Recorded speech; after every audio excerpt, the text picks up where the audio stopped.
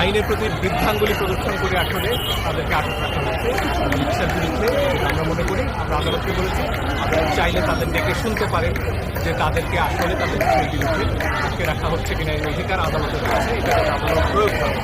এবং দ্বিতীয়ত আমরা বলেছি যে শান্তিপূর্ণ আন্দোলন সেখানে গুলি চালানো বা প্রয়োজনীয় অতিরিক্ত বল প্রয়োগের অধিকার কোনো দেশের কোনো সরকার নেই। সেটা যে হয়েছে সেই বিষয়ে আজকে অ্যামনেস্টি ইন্টারন্যাশনাল কথা বলছে, জাতিসংঘ কথা বলছে।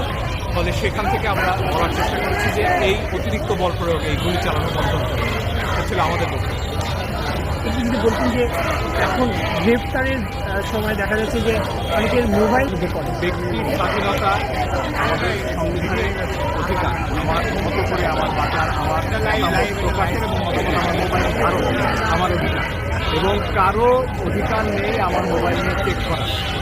যেমন 71-এ কারো অধিকার ছিল না আমি হিন্দু না ওরা মুসলিম ওই জিজ্ঞাসা প্রয়োজন সে প্রশ্ন তোলার, তেমনি আজকেও আমার অধিকার আছে আমি আন্দোলনকে সমর্থন করি বা না করি, সেই অধিকার কারো অধিকার নেই আইনগতভাবে সেটা নিয়ে দেখার। রাস্তায় পুলিশ নিয়ে আমার মোবাইল চেক করতে পারে না, এই ব্যাপারে আইন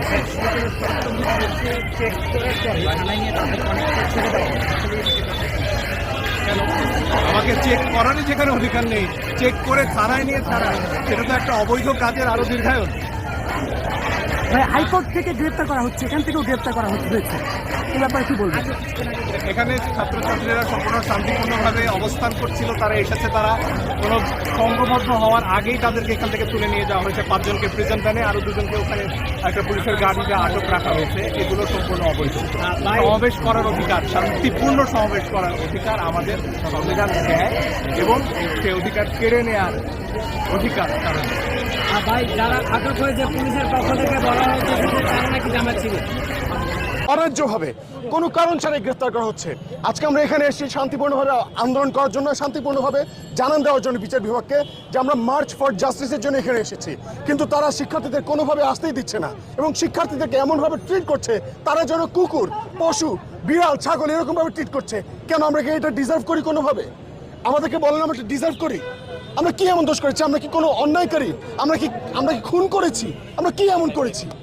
আমাদের ভাইরা মরল, আমাদের ভাইদেরকে নির্মমভাবে অত্যাচার করা হলো, আহত হলো কতজনকে তারা ডিবি অফিসে নিয়ে আটকে রাখছে, তারা বলে রাখছে। আমরা সেজন্য মার্চ ফর জাস্টিসের জন্য এখানে এসেছি।